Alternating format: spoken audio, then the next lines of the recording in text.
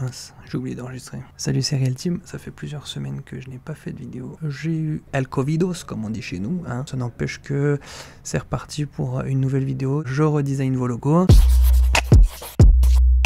Je redesign vos logos, vous m'avez balancé à balance-ton-logo@realteam.com. N'hésitez pas, si vous avez vraiment envie. Balancez vos logos, c'est pas dit que je les refasse, mais c'est peut-être dit que je les refasse. Moi, ça m'aide à rester créatif, ça peut peut-être vous donner des billes pour vos logos. Voilà, j'espère que vous allez kiffer cette petite vidéo. Logo numéro 1. Je vais commencer par Alpha Geomega qui m'a été envoyé. Alors j'ai un petit brief, c'est marrant. Salut. C'est vrai que ça fait longtemps. Voilà, qu'est-ce que ça donne? Ça c'est du PNG. Ah oui, à mon avis ça va être compliqué. Donc, ce que j'ai fait, c'est que j'ai récupéré une capture d'écran. Et voilà, on a quelque chose de bonne qualité. On va aller sur Illustrator, parce que c'est la base, hein, soyons honnêtes. On va pouvoir lui demander de vectoriser l'image. Oui, je veux qu'on vectorise mon poulet. L'oméga en fait, c'est la dernière lettre de l'alphabet grec si je dis pas de bêtises. On va regarder ça ensemble. Oméga, capitale oméga, ouais c'est ça. Hein. En grec ancien, voyelle mi-ouverte, arrondie, longue. En grec moderne, elle représente la même phonème. Le même phonème, en tant que symbole. La majuscule sert par exemple comme symbole à l'ohm. Terme oméga, inventé au Moyen-Âge pour distinguer la lettre Omicron. Petit o au court. Avant cela, la lettre est nommée. Ok, oméga. Origine, il y a 3500 ans. Et B, 3500 ans, c'est pas mal ça. Alpha Geoméga. Donc alpha, géo et méga. Il y a oméga, alpha, oméga, et au milieu il y a géo. On voit que là, ce qu'ils ont dit, c'est que ces deux flèches, ça représentait des choses qui bougent. Il y a une continuité, mais il y a aussi le côté sismique. On voit, il y a une sorte de mouvement de terrain, quoi. Ça fait un peu mouvement de terrain. Et il y a une sorte de jonction justement de ce mouvement de terrain. Super. Bah écoute, moi je vais partir là-dessus.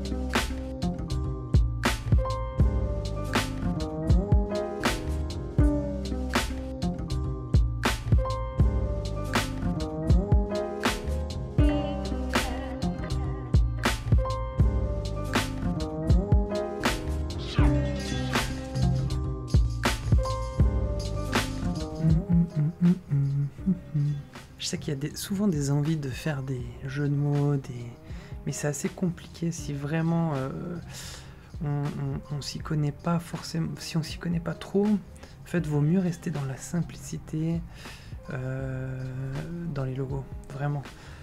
Et plutôt chercher à avoir une typo qui soit forte, qui nous représente. Et je me dis, tu vois, Alpha Geoméga, c'est du gros, c'est du fat, c'est pour du sismique. Je me dis que ça pourrait être pas mal, un truc un peu fat, et en même temps ça fait un petit peu trop fat.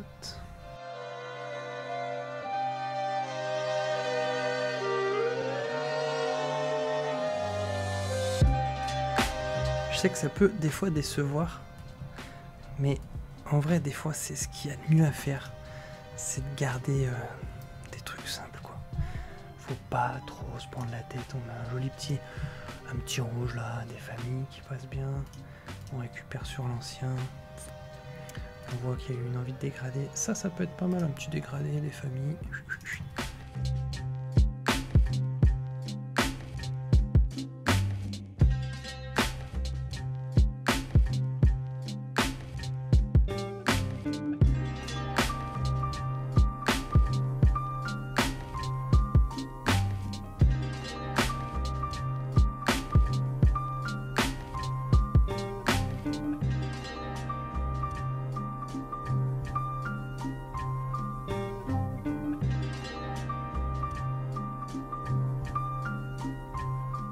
Ça me plaît énormément. Très simple, très propre. Ça parle de ce que ça parle. Il y a le oméga, il y a ce côté entre deux plaques. On voit en fait là, on voit en fait la scission entre deux plaques. Donc en fait la mesure en fait que cette entreprise fait, c'est quand ça se déplace ou quoi. Je pense que ça le fait comme ça en fait, ça le fait vraiment. Je pense que moi je resterai comme ça, franchement.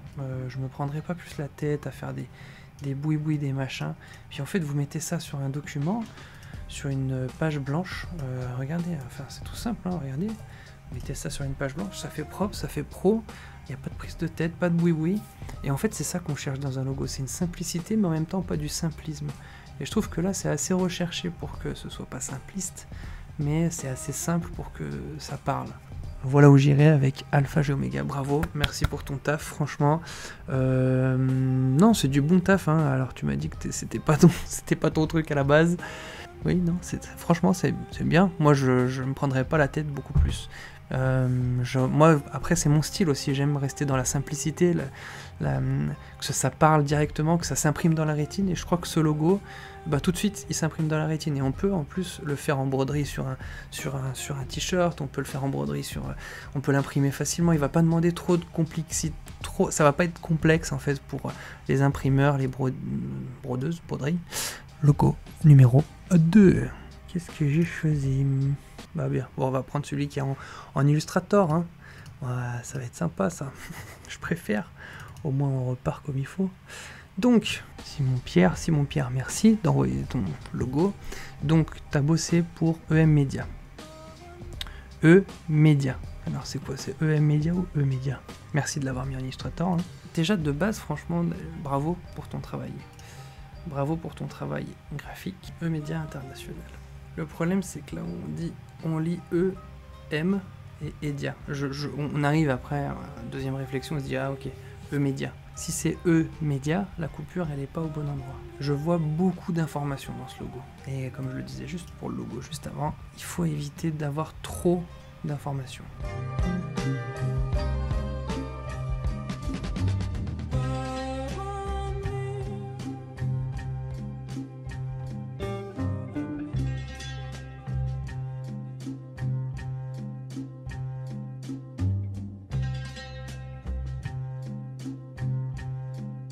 Première chose, c'est qu'il y a cette information, il y a ce décalage qui est peut-être pas au bon endroit, je partirai là-dessus. Alors je vois qu'aussi au niveau des alignements, on n'est pas bon.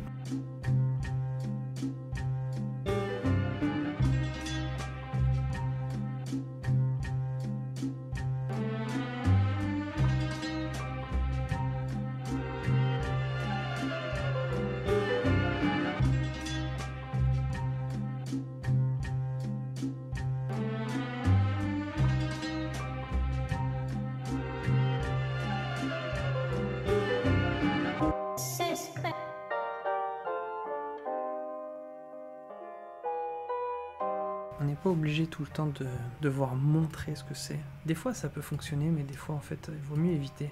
Je sais bien qu'après, le problème après c'est arriver à expliquer ça au client.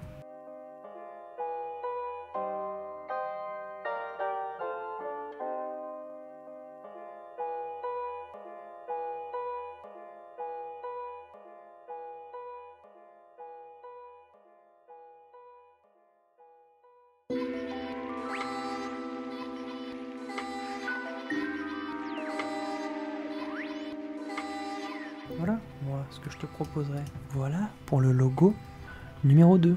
J'espère que t'as kiffé. Franchement, bravo, t'as fait du bon boulot. Il faut juste simplifier un peu. Et voilà, je pense qu'après, ça mérite aussi d'explications. Voilà pourquoi j'ai fait ça, pourquoi je pars là-dessus, pourquoi j'enlève un appareil photo. Je pense que c'est intéressant de faire très attention à ça. Voilà, logo numéro 3. Rédactionlyon.fr.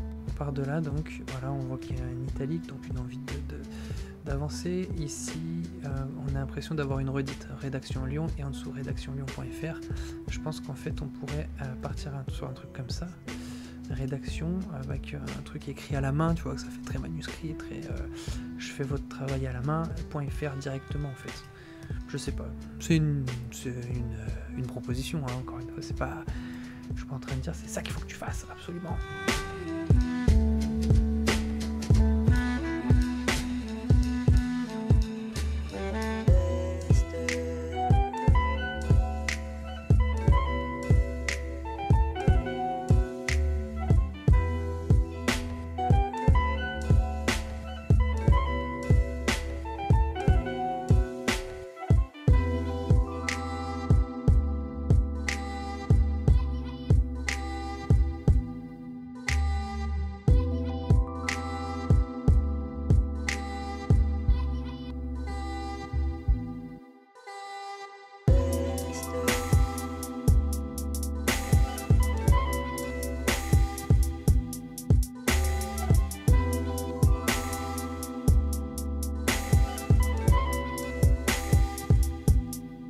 Yes, donc voilà ce que je ferai moi avec rédaction-lyon.fr. Donc je garderai un rédaction très, on va dire, classique, un peu plus épais, on va dire, et Lyon écrit à la main. Alors le top du top, moi je dis à tous mes clients, je dis si vous pouvez m'écrire quelque chose à la main avec un stylo noir ou un feutre noir, et puis après moi je le mets en page sur mon logo. En général j'aime bien faire ça parce que ça fait que le logo est unique, voilà. Et le petit .fr sur la même ligne, ça évitera de redire 2 fois le même nom dans la même explication. Et moi, j'utiliserai cette petite pastille, par exemple, pour, je sais pas moi, les posts où tu as envie de mettre une petite pastille en bas à droite ou en haut à gauche, ou alors celui-là, tu vois. Voilà, j'utilise pas forcément celui-là parce que ça fait un peu lyonrédaction.fr, c'est un peu le Bronx quand on est à la lecture. Voilà, mais je prendrais bien ça. Voilà, j'espère que ça vous a plu, j'espère que vous avez kiffé, donc n'hésitez pas si vous voulez que je redesign vos logos, encore une fois, c'est pas sûr que je vous prenne, là j'avais un peu trop de demandes, j'avoue, avec ces quelques semaines de retard. Voilà, n'hésitez pas à vous abonner, à liker, à partager cette vidéo si vous semble que ça peut être intéressant pour vous en tant que graphiste ou même en tant qu'entrepreneur, n'hésitez pas, ça peut être toujours intéressant. Et je sais pas, des fois c'est peut-être même relaxant, je sais que moi je suis un peu comme ça, j'aime regarder des vidéos sur YouTube juste qui a pas forcément de son ou juste une petite musique sympa et quelqu'un qui travaille, ça me fait du bien. Donc voilà, j'aimerais beaucoup aussi commencer sur Twitch, peut-être faire des live Twitch, mais bon, si c'est pour faire des trucs comme ça et qu'on soit 2, bon tu me diras c'est toujours cool, ça fait toujours plus, c'est toujours plus sympa de bosser à plusieurs. Mais voilà, en gros, c'est pas sûr et certain que je fasse ça, mais c'est à regarder. Je vais regarder avec un pote pour faire ça. Sur ce, restez créatifs, vraiment, restez créatifs.